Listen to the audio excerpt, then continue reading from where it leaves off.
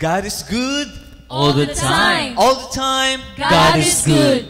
Yes, God is really good, no? Sa sinigid nga tinion, ari naman kita. Gitagaan niya naman kita sang oportunidad nga makadayaw kag makahimaya kita subong sa iya sa sinigid nga gabi.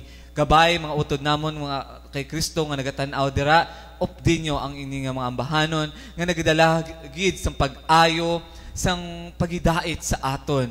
Mayong gabi isinyo tanan, kabay ang presensya sang Dios magaupod gid dira sa inyo bilog nga panimalay. Kag kabay ang gugma sang Dios magalikop sa bilog ninyo nga panimalay. Welcome naman sa sinigang gabi, sa pagdayaw kag sa pagimaya kag sa pagpasalamat sang kaayo sang Dios nga ginhimo niya sa aton sa bilogid nga semana, no? Gabay nga arai kamo sa gihapon nagaupod sa amon nga mga utod namon kay Kristo nga loyal supporters namon nga nagabantay gid kada gabi, no?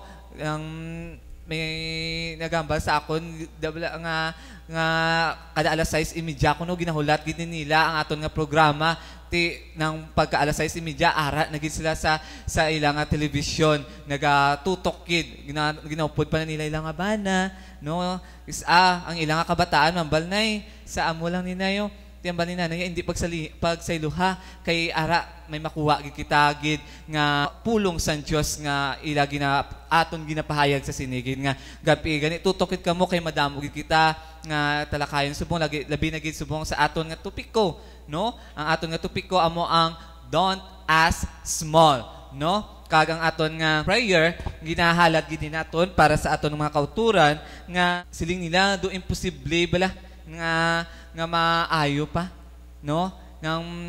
Pero sa Dios posible gid, amen, no? Gani mga utod namon nga ara da nagatanaw, no? Tanan kamo nga nagamalasakit, no? Tutokid kamo kay sa katapusan sang aton nga programa, no?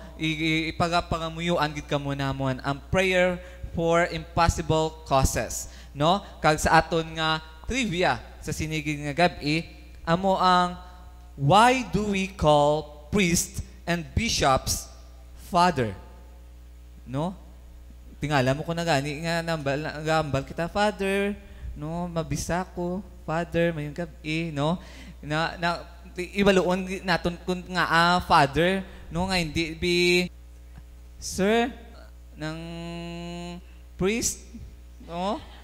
Ang bishop, no?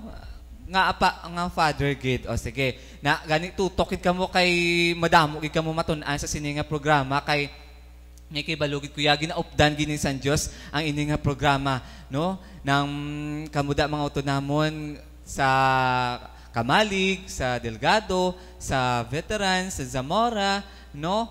Nang labi na gid sa utod sa mga kauturan naton diri sa Hibaw-an, Mandurriao nga nagatanaw sa subong, no? Ari kami sa balay ni Tita Jo, no? Sa Hibaw-an, Mandurriao. Kani nang tutokid kamo sa isa ka oras nga pagdayo kag paghimaya naton sa Ginoo. Kag welcome gid kamo tanan. In Jesus name, amen.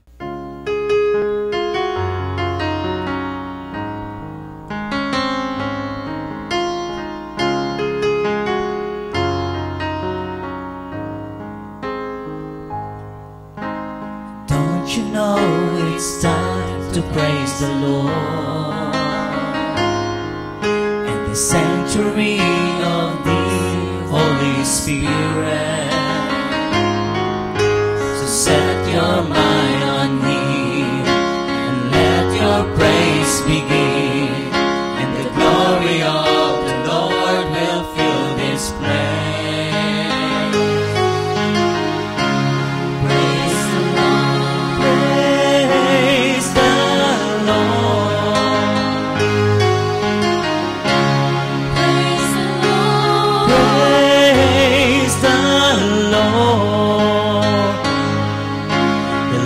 Within the praises of His people, we used to hear us call upon His name. So set your mind on Him and let your praise begin, and the glory of the Lord will fill this place.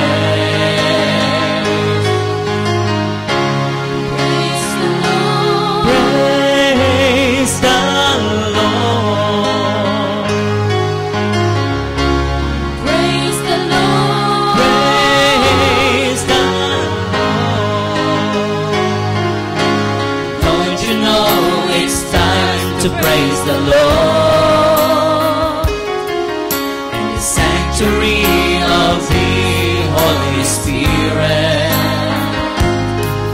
So set your mind on Him and let your praise begin, and the glory of the Lord will fill this place.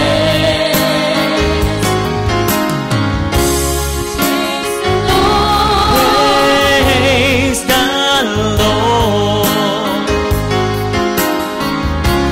Praise the Lord. Praise the Lord.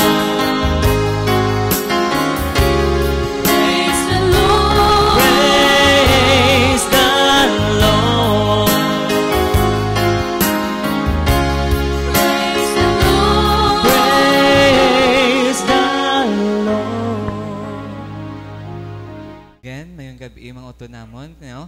Nang gabay nga sa kadaambahan namon ginaopdan nyo gid kag ginalasap ang tagsa ka mga tinaga nga amon ginaamba opdan nyo ina kung nakahibalo ka mo magkanta sina no kay sigurado gid kuya nga kung nagakanta kita halin sa tagipusoon ang presensya sa Dios nagaupod sa aton no ang balgan ni Saint Augustine ang twice a prayer paniko no ang pagkanta no ti gani dayaw naton ang Dios paagi sa pagkanta kay dubli ini no kag ini nagadalagid sang mataas gid nga anointing no di ba nang kag ini gakaapukan gid ang mga yawa amen no sa sinigid nga gabi very interesting gid ang aton nga topiko sa sinigid nga gabi nga sa gyapon ginkuha naton sa libro ni Bo Sanchez no ng How Your Words Can Change Your World no gani ari na kita sa chapter 3. Don't ask small. I met Rory Pasemio 23 years ago. She attended our prayer meeting carrying a heavy burden, one she had been carrying for many years. Her marriage with her husband, Roy, was breaking apart. Roy had all the classic vices. In my time, they called it ABS-CBN. No, grabe, ABS-CBN. Ano ba sila ng ABS-CBN? Or, A for alak, B for babae, S for sugal, C for kabaret, B for bear house, kag N for nightclub. No? For years, he was drinking and womanizing.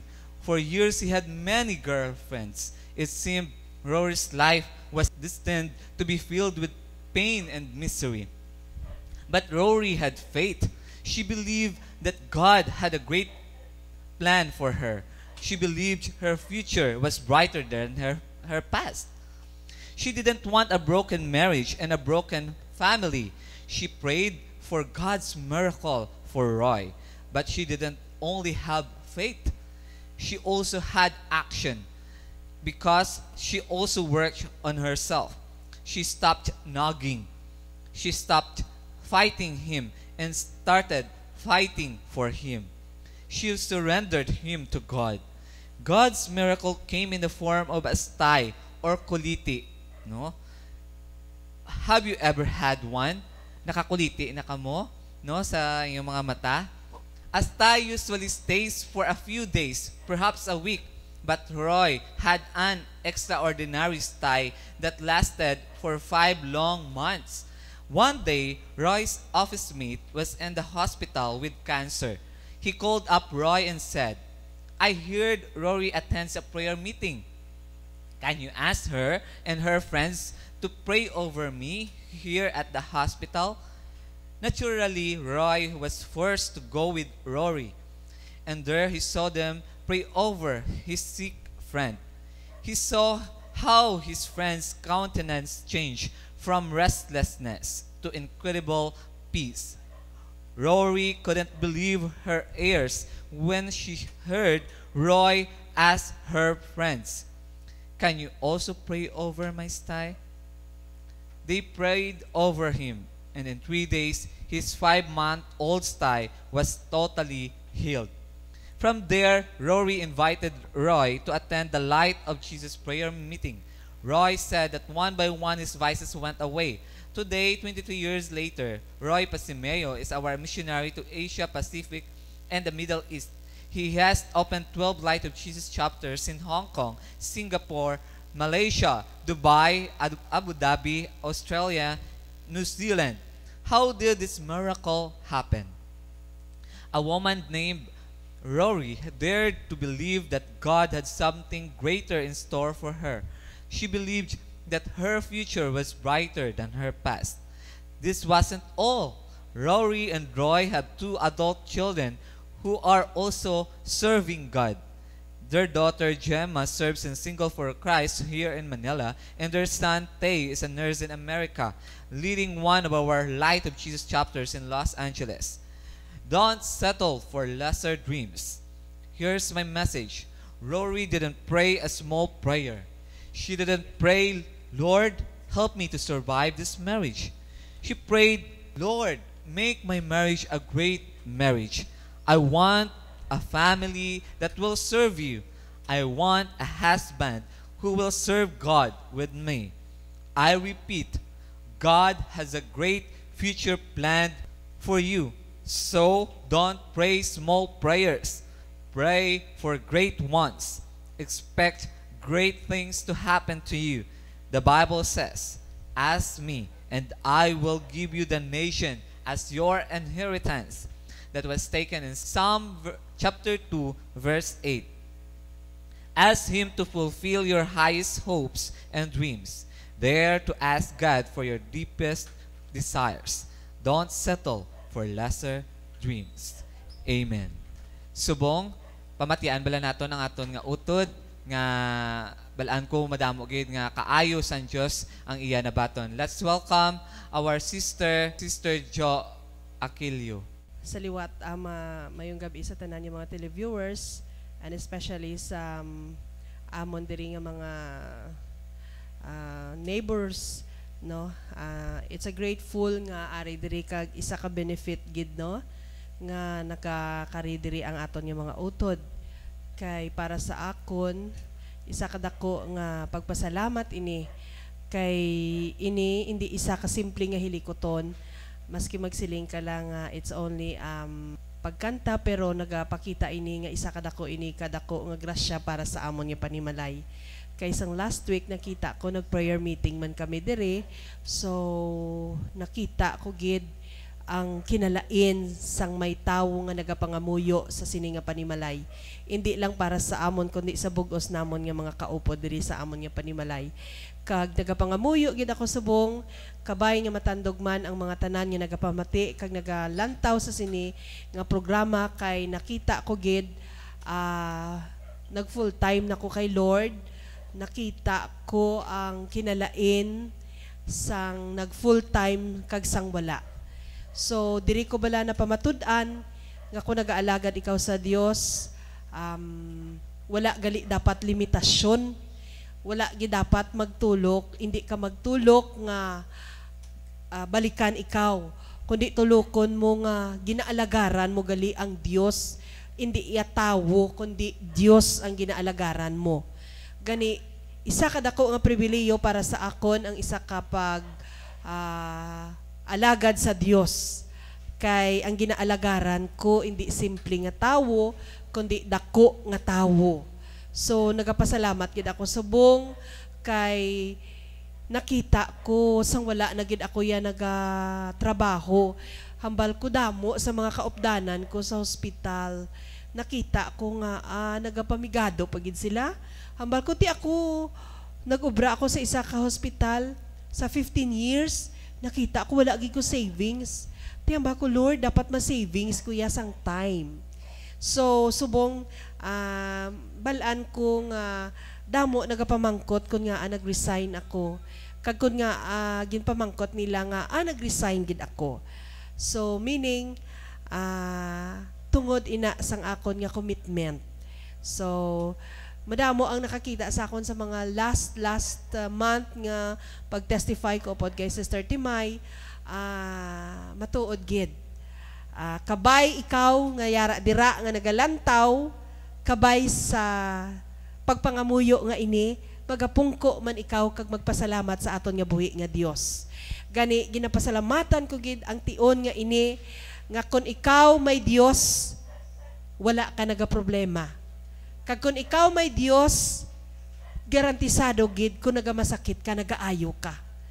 Kag kun ikaw may Dios, makita mo gid nga ginaupdan ka mo gali.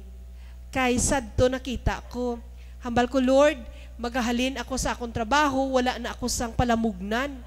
Tagai ko sang isa kadako nga grasya nga kung sa diin makita ko nga makapadayon ako nga hindi ako mahigtan.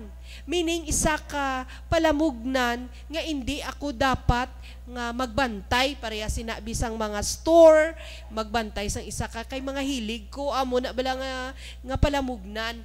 Pero nakita ko ginpadalaan ako gali isang Dios nga hindi ako gali dapat magtiner sa akon panimalay.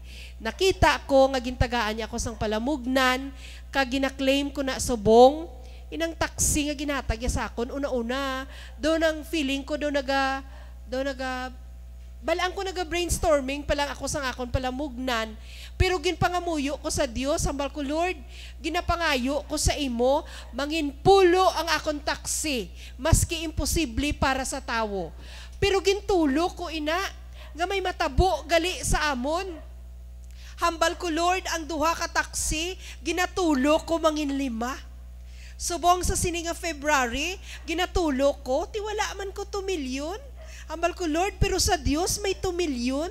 Sobra pa ang Dios magatag. Subong gina-claim ko nga sa February, mangin 5 ang taxi ko. 5 pa lang na ha, tandaan nyo. Gani, kung may Dios ikaw, makasiling ikaw, ang tanan mahimo kag mahatag niya. Kung may Dios ka, pero kung ikaw nga nagapungko dira nga wala sang Dios, sigurado gid nagatalang-talang ka subong. Kahibalo gid ako nga kon isa ka katawo nga makasasala, hambal ko gani, Lord, maski gaalagad ako sa imo, pero do hindi pagid ako deserving kay do ka suplada pagid sa akon man.